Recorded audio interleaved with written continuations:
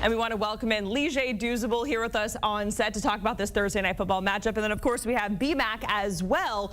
This total is just crazy, 30.5. Usually we're like sweating out the under, but I don't think that's going to be the case. Nah, this is not going to be the case. You laid out some facts, Jacqueline. These are two of the most inconsistent offenses in all of football. Now, they both play really good defense. Honestly, BMAC, the first one to 10 might win this game. I'm right there with you. And because of how inconsistent both offenses would be, I wouldn't be overly surprised to see them both surpass the total, right? Because we don't know what to expect from either side, but I'm not willing to put money on that. So, Leger, I agree with you. This is going to be like watching a game in the late 60s, where it's run left, run right, throw when you have to. And as you mentioned, the first offense to score 10 points potentially might be the winner of this ball game. So let's get into it and let's talk about the quarterback situation for Pittsburgh first. We have Kenny Pickett. He's going to be out for 2 to 4 weeks because he just got ankle surgery on Monday. So it is Mitch Trubisky who is under center and he is starting. Lige, we'll start with you. What is your confidence in Mitch Trubisky to get a win for the Steelers over New England? Jacqueline, let me just give you some numbers. Mitch Trubisky is 0-3 in his last 3 primetime games, straight up and against the spread. So, B-Mac, he's not even covering the spread when he starts.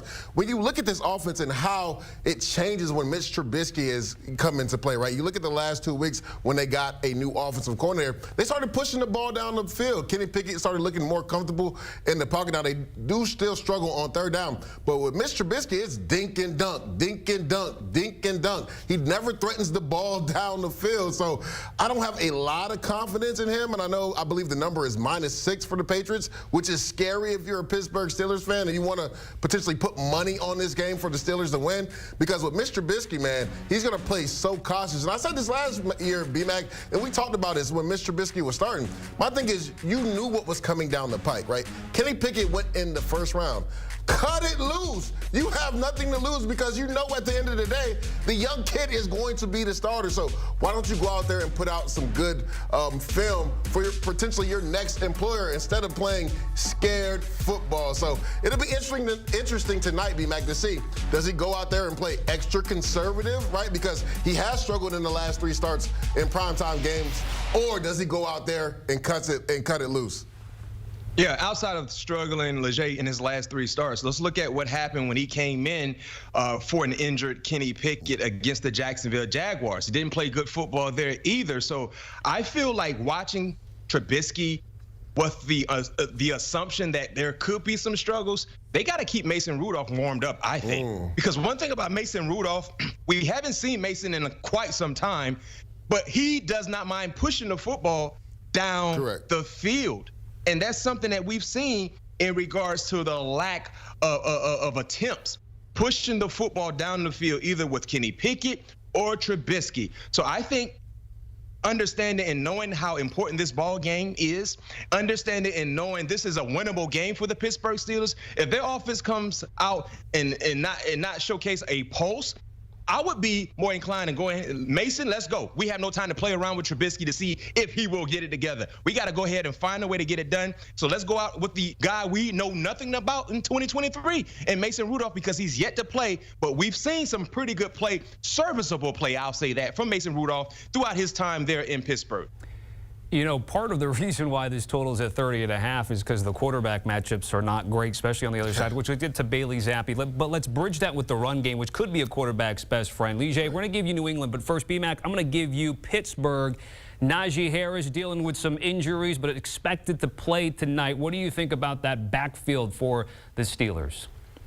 Well, Pittsburgh, for me, I think Jaylen Warren is the best back for them, especially hearing that Najee will not be 100% in regards to health. But when you look at Jaylen Warren, I mean, he's done a phenomenal job with the opportunities or the lack thereof, providing juice, providing providing energy. So insert him to the lineup, allow him to get more opportunities. What we saw last week, guys, he only had 9 attempts running the football, 59 yards. He averaged over 6 yards per attempt. Throughout the entire season, he averaged 5.9 yards per carry. That's tops in the NFL when you look at running backs. So this is a guy that has been consistently falling forward. This has been a guy who's been consistently providing juice for their offense. So in the backfield, they got to run the football. But this is a defense, even though team-wise the Patriots have been bad. You look at the numbers on the defensive side, total defense, they're a top 10 unit. When you look at rushing yards allowed, they're top 3 units. So they do a great job in suffocating opposing offenses ground and pound attack. But if Najee is not fully ready to go, I understand you want to allow these guys to coexist in the backfield, but you got to find a way to get number 30 going. Yeah, B-Mac, I'll talk about Ramondre Stevenson and his injury, but first I want to touch on something that you talked about. If you look at before last week when they played the Arizona Cardinals, the Pittsburgh Steelers, 2 previous weeks, it was almost 50-50, shared carry between Jaylen Warren and also Najee Harris. And the Pittsburgh Steelers won the football game. You talked about it. I believe he's second in the NFL in yards per carry, right? Right under 6 yards per carry. When you turn on the film, similar plays with Harris and also Warren.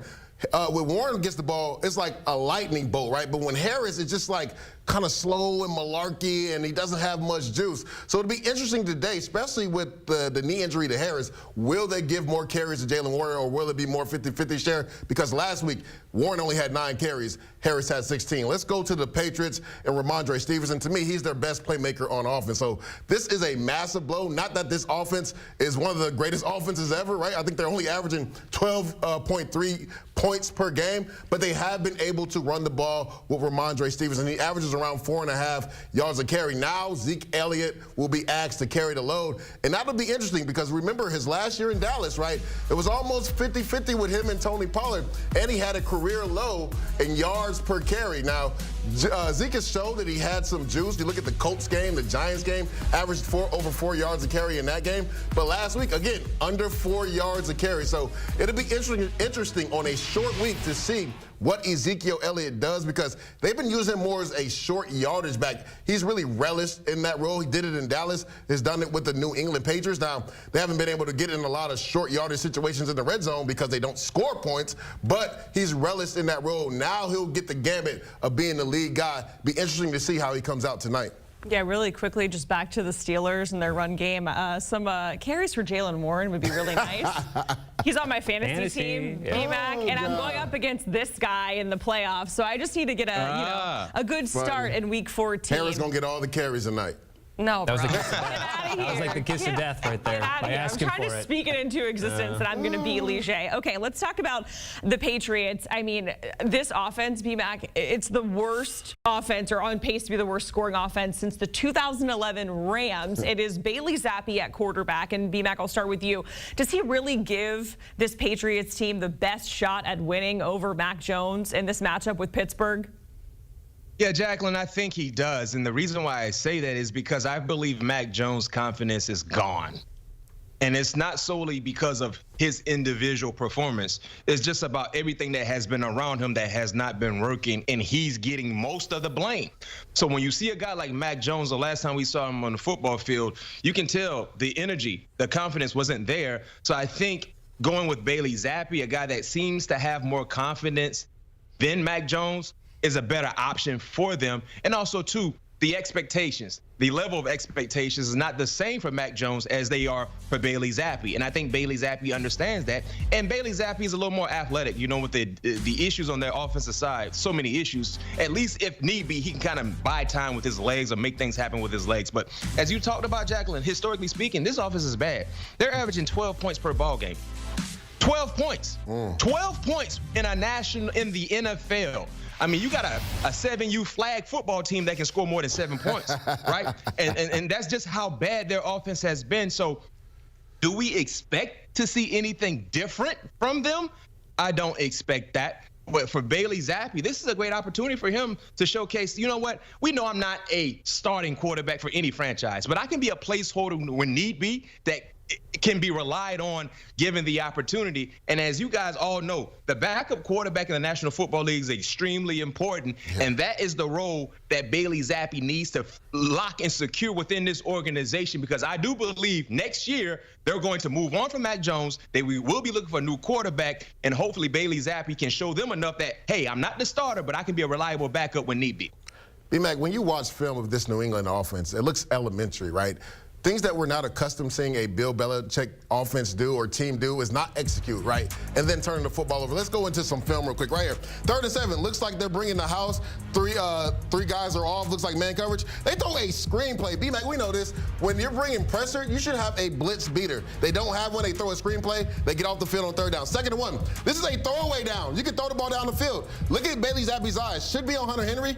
There's an in-breaker route wide open. Tyreek Thornton. And instead, he throws an inaccurate pass to Ramondre Stevenson. They get a tackle there, don't get the 1st down. And then right here, this is what has plagued them the whole year, B-Mac, turning the football over. This was a 13-play drive, and they come away with no points. Do you don't think a field goal is big right here? They lost the game 6-0. So things that we're not accustomed to seeing this New England Patriot team do, right? Not execute, elementary offense, and then turning the football. We hear about the Patriot way. Well, they have not played in the Patriot way this year, and that's why they've struggled. If we just pick Leger, and I'll say this real quick, Tommy. Those highlights happened against the Los Angeles Chargers. Yeah. If you don't know how bad the Chargers' defense has been, especially in the secondary, go look up the numbers. But they look like the 2001 Baltimore Ravens, 2000 Ravens against the Patriots' offense, especially in the secondary. So that tells you exactly how bad the Patriots' offense has been, because the Chargers' secondary has been giving up a lot of bunnies to most offenses. Chargers won 6-0, covered the 4.5-point spread, by the way, which was fantastic. Which is crazy. Yeah. Just to piggyback off of what you said, B-Mac, sort of like New England macro, big picture. You're talking about what changes need to happen. Like, they're on pace to have a top 2 pick right now. Right. What else needs to change with this team, and what's the likelihood that Bill Belichick will be sticking around to see it through? Me personally, I think a new change of scenery is best for both Belichick and the New England Patriots. And the reason why I say that is because the issue that we're seeing with the New England Patriots is solely kind of based on Bill Belichick's inability to identify talent. This is a team, personnel-wise, they don't have talent. You look at some of the draft picks that they drafted in years past. Where are they? What are they doing for the organizations? And no knock on Christian Gonzalez, but before he got injured, he was looking like he was going to be a player. But outside of that, they've drafted some guys that are either no longer with this team or they're not playing good football.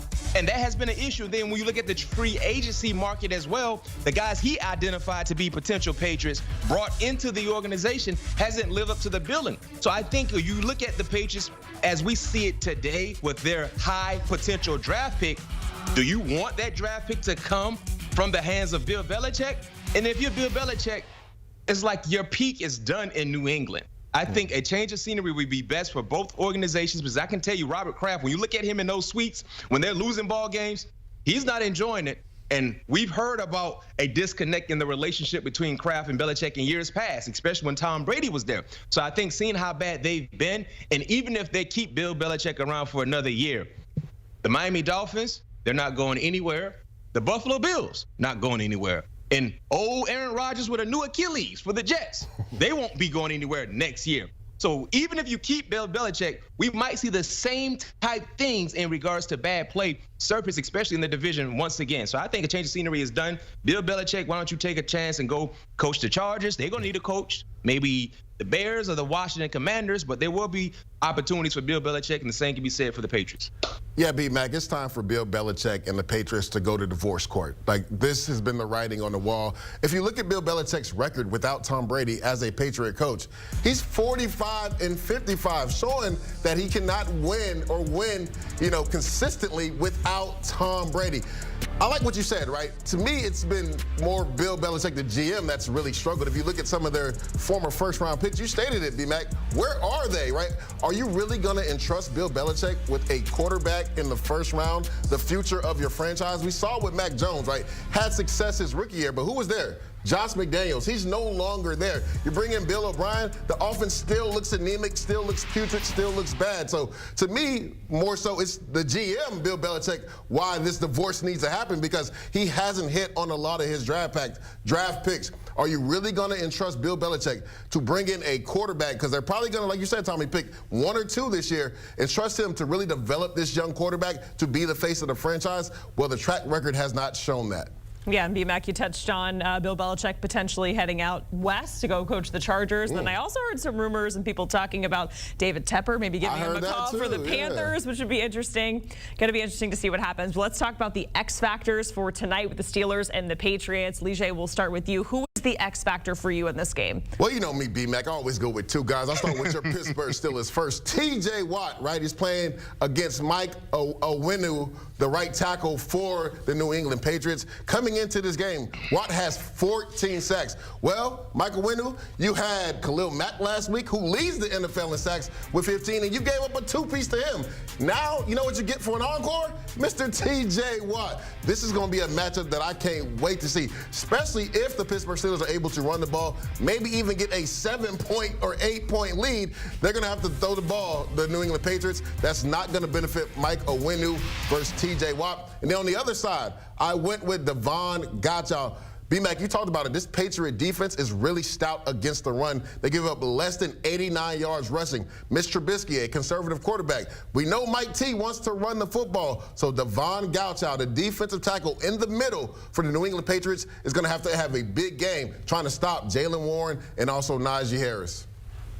Well, for me, I have one X factor, and I'm coming with the Pittsburgh Steelers X factor. It's no other than Jaylen the Microwave Warren. Why is his nickname the Microwave, B-Mac? Well, it's because he heats up fast, and we need to see him heating up a lot in this matchup, especially knowing that Najee Harris is not 100% with that knee injury. So it might be more Jaylen Warren than Najee Harris. And numbers tells us when he's getting double-digit opportunities, he shows up and he shows out, and they will need him to show up and show out in this ball game, playing with a backup quarterback in Mitch Trubisky, playing against a pretty good stout defense as well, a team that, as I mentioned, you know, they're top 3 in the National Football League in rushing yards allowed. Around 88 yards is what the Patriots defense give up. They got to find a way to get the ground and pound attack going for the Pittsburgh Steelers to provide a sense of balance, and if they're able to do that, it will be a lot because of the running ability of Jaylen Warren.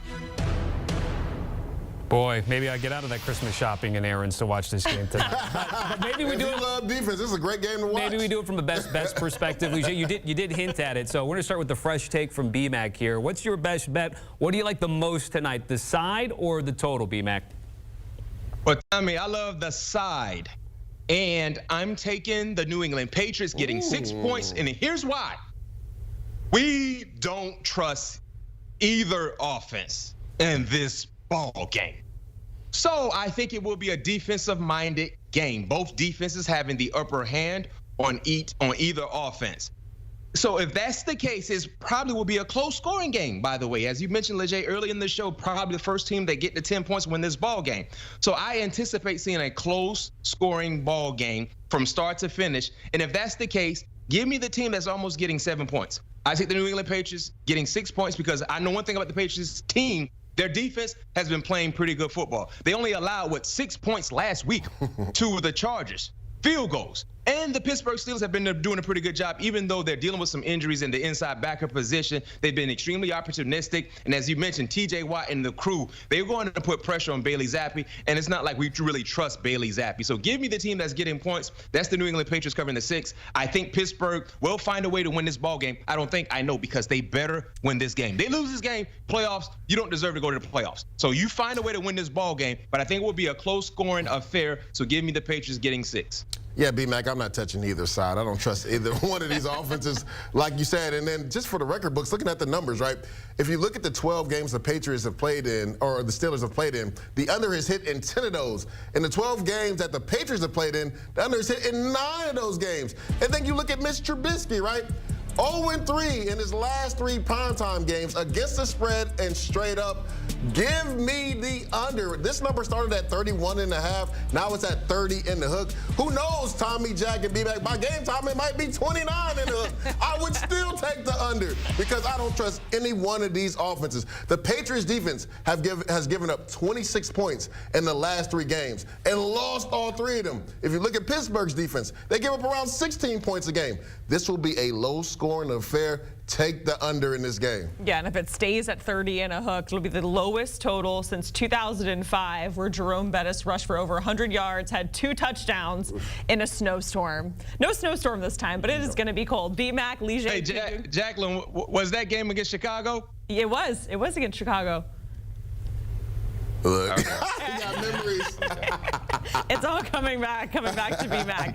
Steelers, Patriots, 8:15 Eastern tonight, and it's a low total, 30 and a hook right now. You can hear BMAC and his cousin Pat P on the All Things Covered podcast. Download and listen wherever you get your pods. New episodes drop into your feed every Tuesday. You can scan that QR code as well.